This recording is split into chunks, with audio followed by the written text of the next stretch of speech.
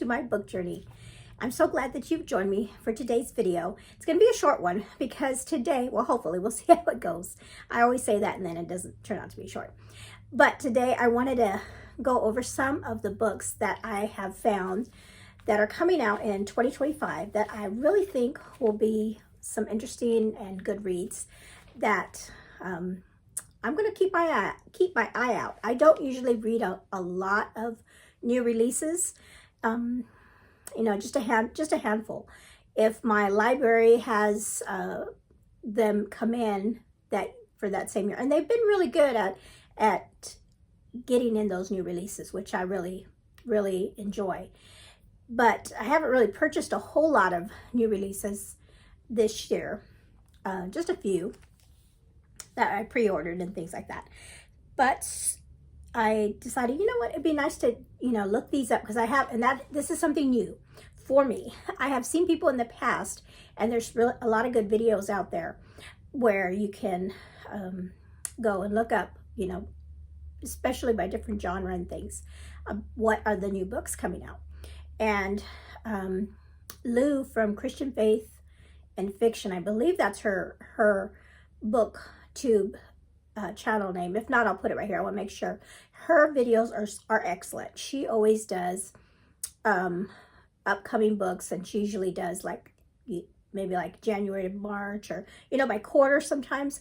And she does specifically Christian fiction upcoming releases, and she does a really wonderful job of telling you what each book is and all the different subgenres in Christian fiction, like historical fiction or the suspense, or just romance in the Christian fiction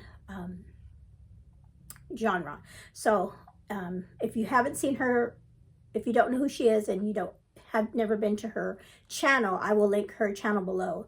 If you're interested in new upcoming releases, especially Christian fiction, she's the one to go to for sure. So so what I decided to do for my anticipated reads, I specifically, when I was looking up for myself, I was looking for specifically Christian fiction, but also historical fiction. And that could be, and those are more secular historical fiction that I like to read. And, but I always kind of look up to see what kind of historical fiction, what time period and things like that. And so I just went through and I found a few books. I think I have maybe about 17 books that I found that I just wanted to highlight today and let y'all know that these are coming out in the coming year, and they sound really good. And so I'm going to put them on my radar. And so the first one I'm going to talk about, and I didn't put these in order, like release date. So I'm just going to go through and I'll put here below when they're coming out, if I remember to do that. But the first one I'll pull up is a book by the author Sandra Dallas. Okay, I have not read a Sandra Dallas book yet, but her books all look really interesting. Well, she's got a new one coming out in 2025. And let's see, this one is coming out in April of 2025. And this book has like I love the cover, Western, it's a Western theme book. So I'll just read you the description, the book description here on Goodreads. It says, in this homage to True Grit. Now, True Grit is a book I've heard is really good. I think it was Mitzi from Mitzi Reads and Write that she talked about True Grit and how good it was. And so this has kind of been on my, so I'm wondering if I need to read that before I read this. I don't know. Well, anyway, it says, in this homage to True Grit, a young woman makes a perilous journey west in 1863 in search of her gold mining father. After their mother dies, Haiti Richards and her younger brother Boots are put to work in an orphanage. Their father left 4 years earlier to find a gold mine in Colorado Territory, and since then he sent only 3 letters. Still, Hattie is certain that he is alive, has struck gold, and will soon send for them. But patience is not one of Hattie's, I think that's how she's saying her name, Hattie's virtues, and soon she and her brother make a break for it. Boots and Hattie, disguised as a boy, oh, this kind of has all kinds of books that I'll explain in a second, embark on a dangerous journey deep into Western territory. Along the way, Hattie learns fast not only how to handle the mules, oxen, and greedy men, but also that you are better off in a community. Hers includes a card shark, independent spinster sisters, and a fierce dog. Once she arrives in Colorado and finds out the truth about her father, Hattie will need all her new friends for a get-even plot worthy of the sting, filled with vivid period detail, colorful characters, and the irreverent voice of our scrappy heroine. Tough Luck celebrates both the tenacity of youth and the persistence of a heart in the great American West. That sounds really good. A couple books popped out at me. First of all, the gold mine in Colorado. I just finished a book called oh gosh, what was it? The Mountain by Amanda Cox. I'm drawing a blank on what that book was called. Something about mountains. But anyway, in the book they were talking about looking for gold in the mountains. So that kind of was kind of like that. And then the time period, of course. And then also her dressing up as disguised as a boy. I've read books that talk that a woman dresses up, that disguises herself as a man in stories, a couple of them. And so this sounds pretty good. So this is going to be one I'm going to keep my eye out for.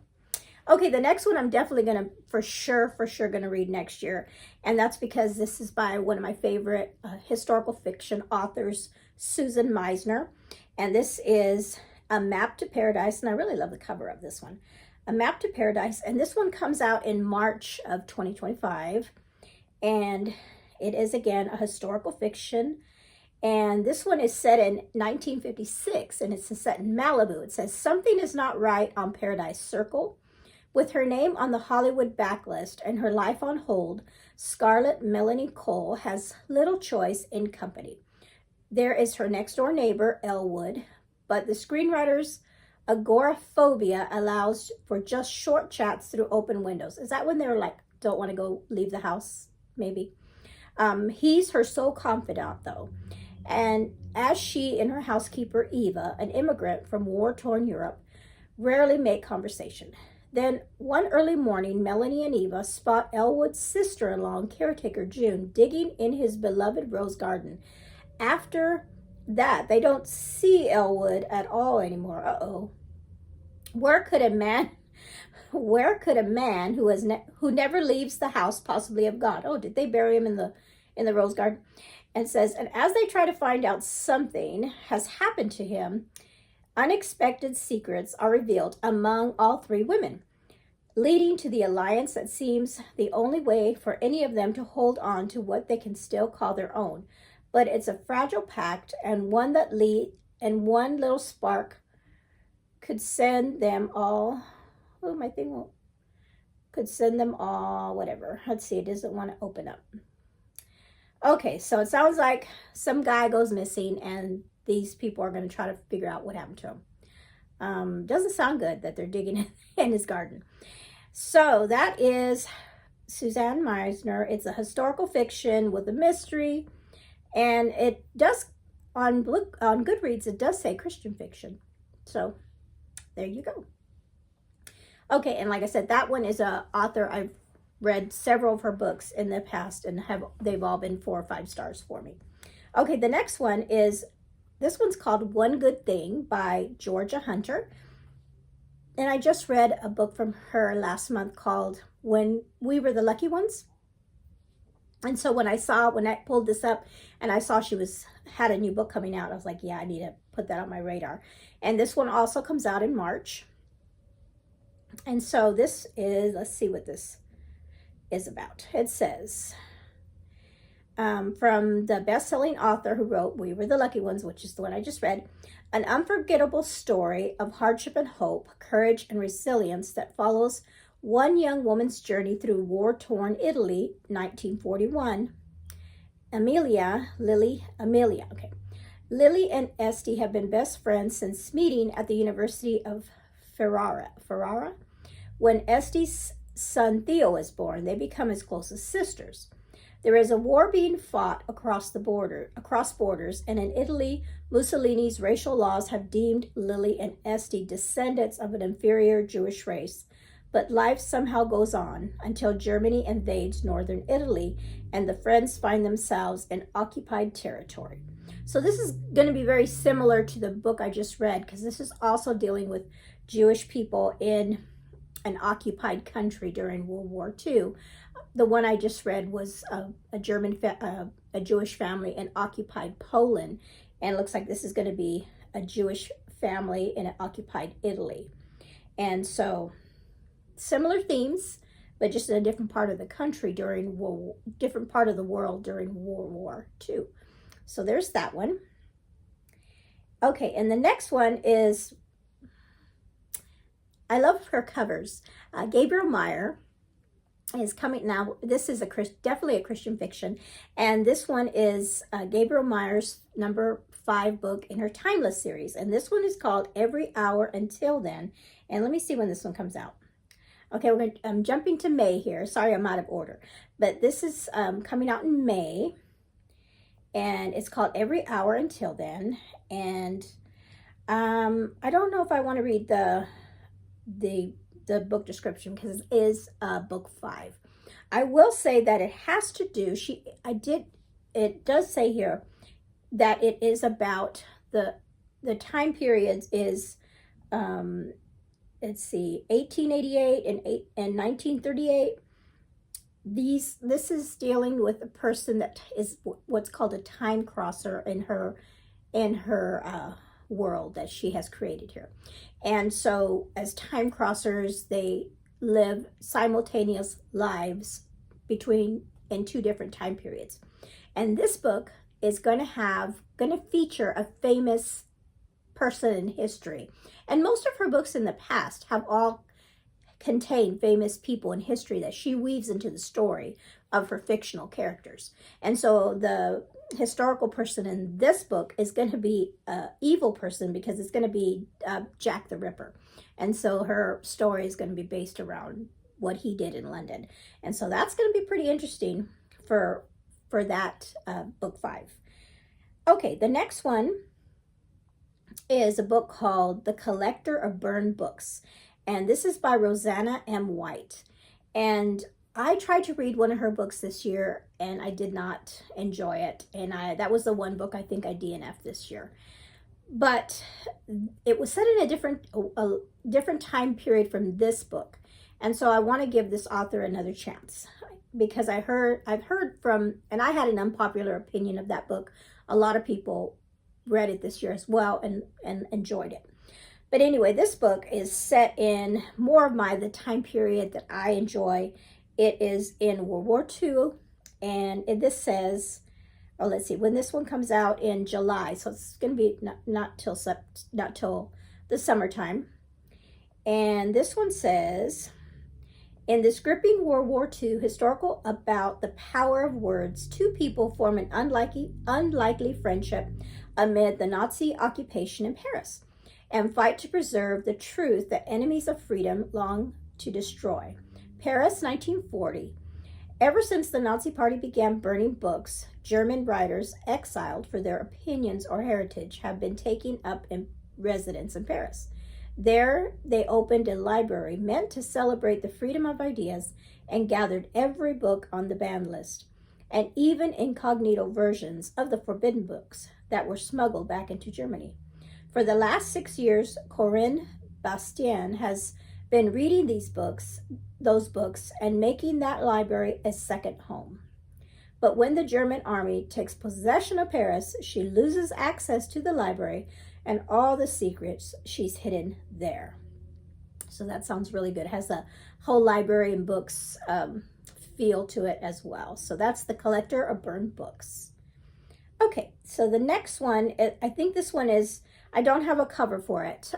This one doesn't have a cover, at least not in Goodreads. And this is called Last Night Over Galveston, and it's by Jennifer L. Wright.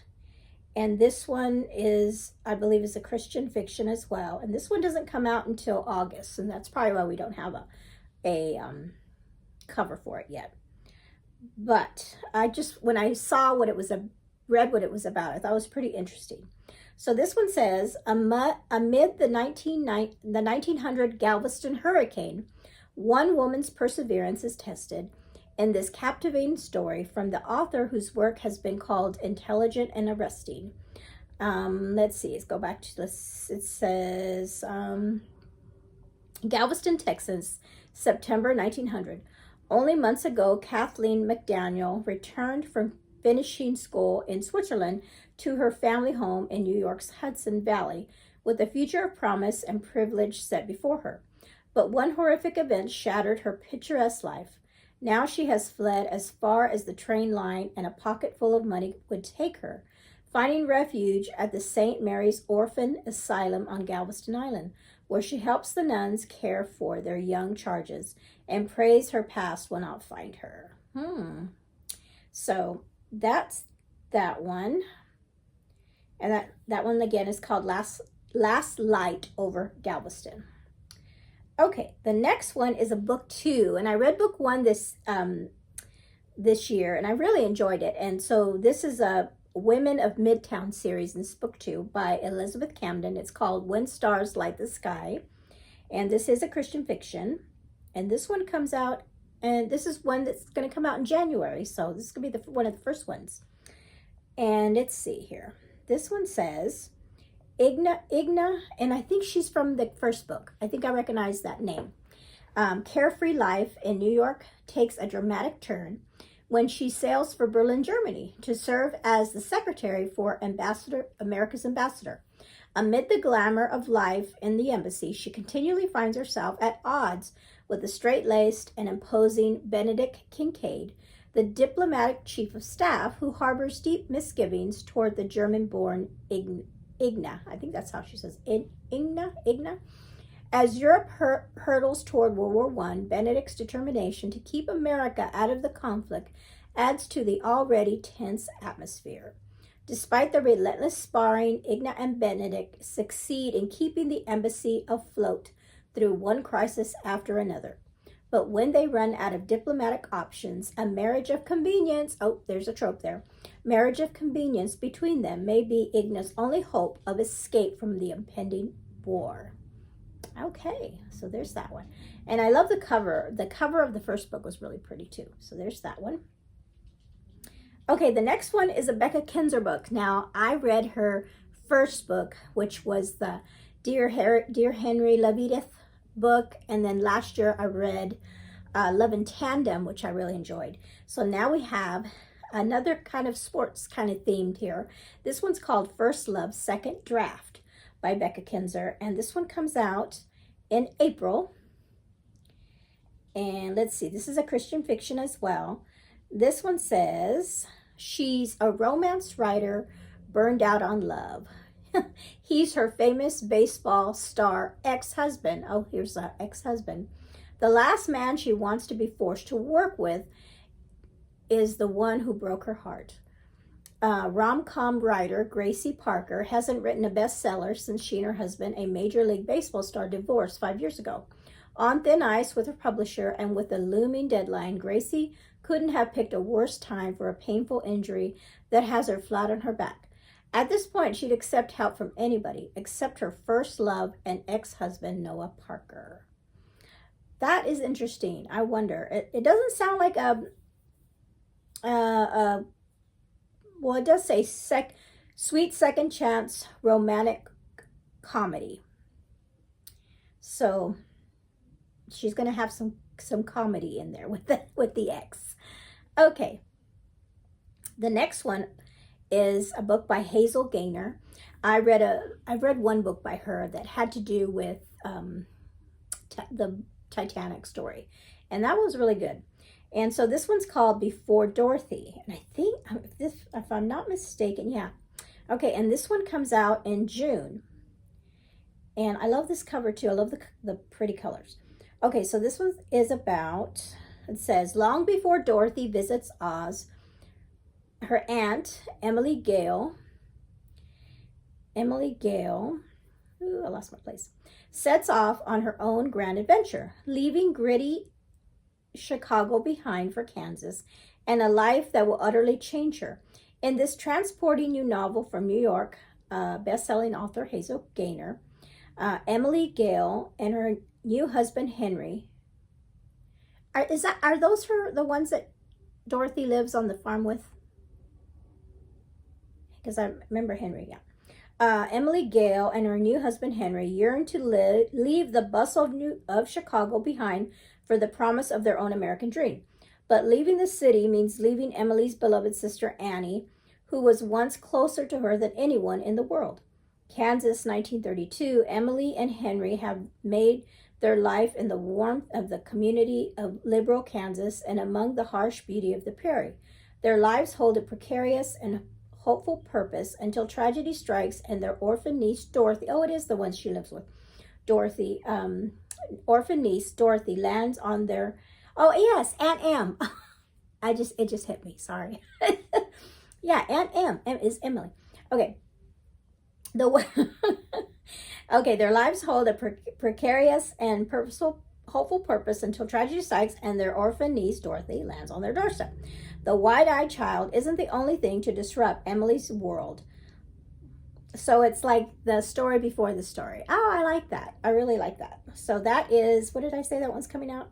Not till June, so we've got a while for that one. Okay. The next one is by Patty Callahan Henry. And I am reading, I read a book of hers last year called The Secret Book of Flora Lee, which was really good. And isn't she the one, let me double check, because I believe she's the one that I'm actually reading one of her books right now called Once Upon a Wardrobe. But and that one's really good. I'm really enjoying it. I haven't finished yet, and I'm really enjoying that one. Okay, so this one's called The Story She Left Behind. And this is a historical fiction mystery, British literature. Okay, what is this about? It said, it's inspired by a true literary mystery. Let's see. A sweeping story of a legendary book. Okay. Once Upon a Wardrobe is about a book, so here, this one's another one. Legendary book, a lost mother and a daughter's search for them both. In 1927, 8-year-old Clara Harrington's magical childhood shatters when her mother, renowned author Bronwyn Fordham, disappears off the coast of South Carolina. Bronwyn stunned the world with a book written in an invented language that became a national sensation when she was just 12 years old. Her departure leaves behind not only a devoted husband and heartbroken daughter, but also the hope of ever translating the sequel to her landmark work. As the headlines focus on the missing author, Clara yearns for something far deeper and more her beautiful mother. By 1952, Clara is an illustrator raising her own daughter, Winnie, when a stranger named Charlie Jameson contacts her from London, claiming to have discovered a handwritten dictionary of her mother's lost language. Wow, okay.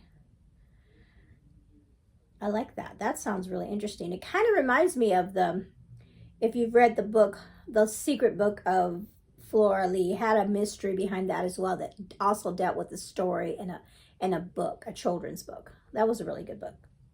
Okay, the next one is historical fiction by Jenny L. Walsh. Excuse me. This is historical fiction, and she's the one that wrote Unsinkable, which was a book that came out last year or this year that had to do with the Titanic. A lot of people read that book. I have not read that one. Okay, so this one is called Ace Marvel Spy. And I read what it's about and I thought that is interesting. And this one said, let's see, it says, based on the life of a very real, very incredible American icon, Alice Marble strives to have it all. Alice tirelessly works her way up to be the #1 tennis champion, all while maintaining a growing career trajectory editing the Wonder Woman comic. That's interesting. She enjoys her hard-earned success with her loving husband, her steadfast coach, and her dear friends, many of whom are famous and well-connected. But then her worlds fall apart. Alice's life begins to unravel when she receives a telegram informing her that her husband has been killed in action, oh no, in the war in Germany. Heartbroken, she feels like she can only watch as the war wreaks havoc in every area of her life, until an unexpected invitation arrives. Alice is prompted to action when the U.S. Army sends her a request. Under the guise of playing in tennis exhibition games in Switzerland, she would be a spy for them, and Alice aches for nothing more than to avenge her husband's death. What awaits her might be her greatest challenge yet. Oh, that sounds really interesting. Spies. So what, let's see, this one, did I say this one? Oh, this one comes out in January, so this is one of the first ones, so definitely going to keep my eye out for that one. Okay, the next one is another historical fiction, and this one is called The Girl from Greenwich Street, and it's by Lauren Willig.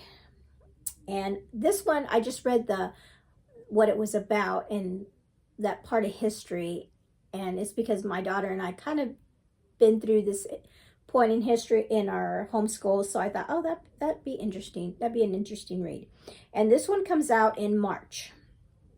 So this one is, it says, based on the true story of a famous trial, this novel is law in 1800 as Alexander Hamilton and Aaron Burr, that's the ones that did they did the draw, or what do they call that? I can't remember what it's called, but yeah, isn't it my mind, maybe they'll talk about it here.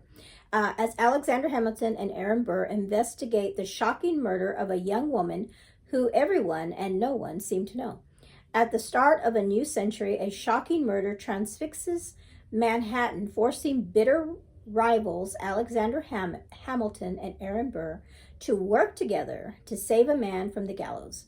Just before Christmas in 1799, Alma, she spells it with an E though, Alma with an E, Sands slips out of her Quaker cousin's boarding house and doesn't come home.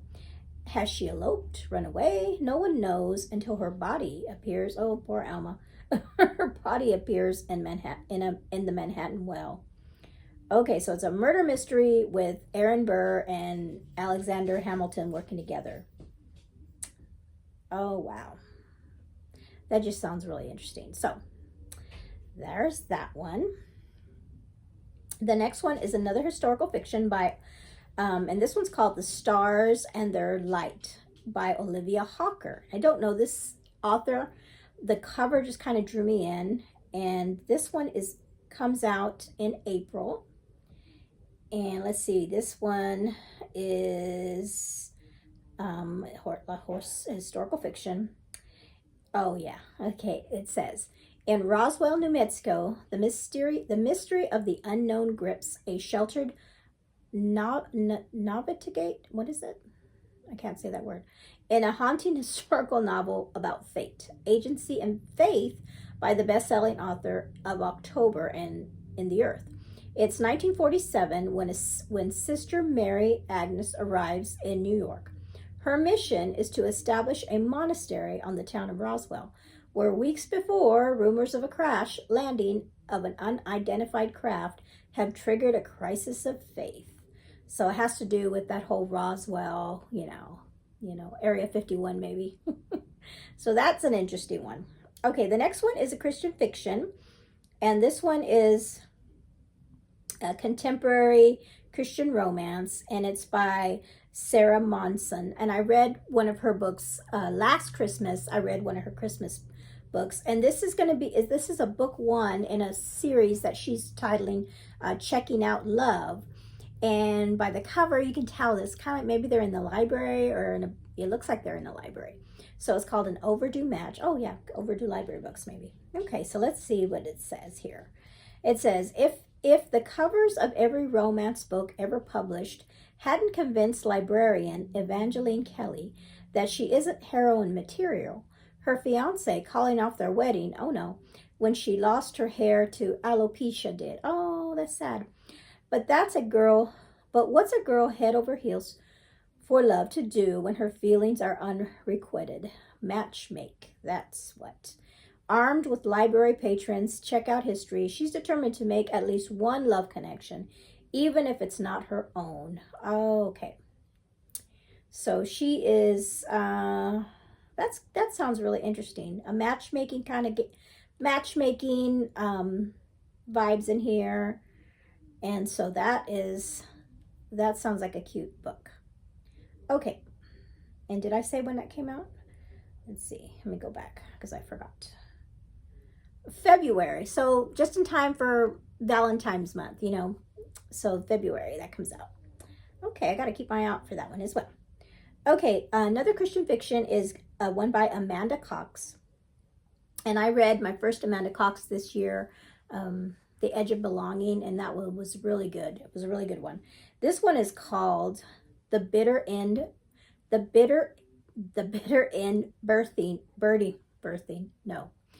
Let me start all over again. The Bitter End Birding Society. Pretty cover with the birds on it. Okay, so let's see here. I don't have, oh, there it is. This one comes out in August.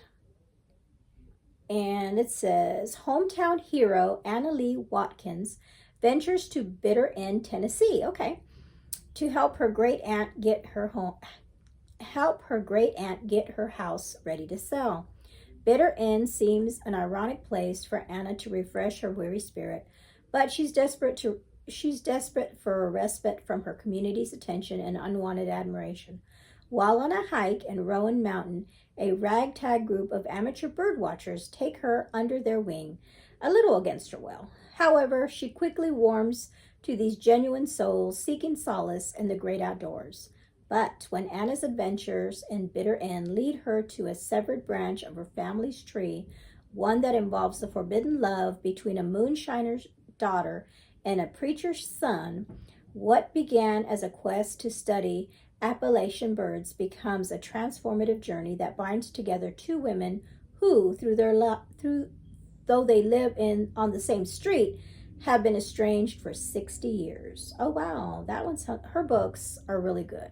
So I'm gonna definitely keep my eye out for that one. And that one comes out in August, I think I said. Yeah, August.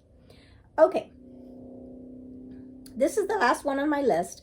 And I don't have a cover for this one either, but this is going to be book 6 in this series that all have to do with true stories of disasters that have happened. I have book 1. I have yet to read it though.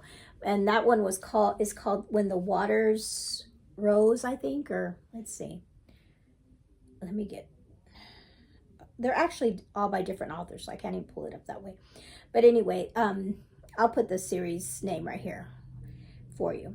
And so this is going to be volume 6, and this one comes out in March. It's by Liz Tolsma, and it's called When the Sky Burned. And again, they don't have a cover yet for it, at least not in Goodreads. Okay, so this one, oh, and they don't give me a description either. So it says When the Sky Burned, October 8th, 1871 is the time period.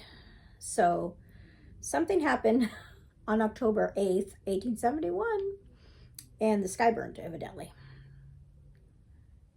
So I guess I should have looked that one up a little bit more to get more information on that.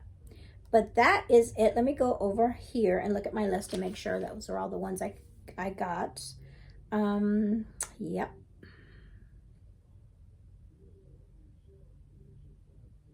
Oh, another one, and I don't know for sure if this is coming out because I couldn't even find it on Goodreads. But Lauren Roberts wrote the book Powerless, and then we have Perilous, and then we have Reckless was the second book, and I've read both of those. I really enjoyed both of them. And supposedly there's a third book in this series called Fearless, and supposedly it comes out in April. And I have a picture here of what the cover is, but for some reason it's not showing up in Goodreads, so I can't tell you what it's about.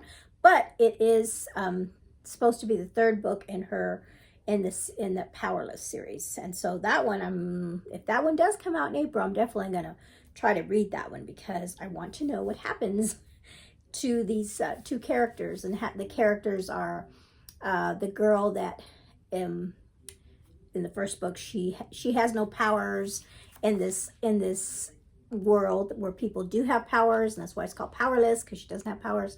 And then there's a love interest. It's kind of like enemies to lovers in that first book, and the second book as well, actually. But that is it. Those are all the books that I found while I was looking up 25 historical fiction and Christian fiction that I'm personally interested in. I know there's tons more out there that are coming out, but these were just ones that kind of caught my eye and are going to be on my radar for the coming year. So that is it. That's all I have for you. Let me know in the comments below if there's a certain book or certain books that you are looking forward to that you think I might enjoy as well. So let me know in the comments below, and just have a wonderful rest of the week. And as we got a countdown now to down to Christmas. It's just around the corner. And then, like I said, thank you so much for joining me today, and you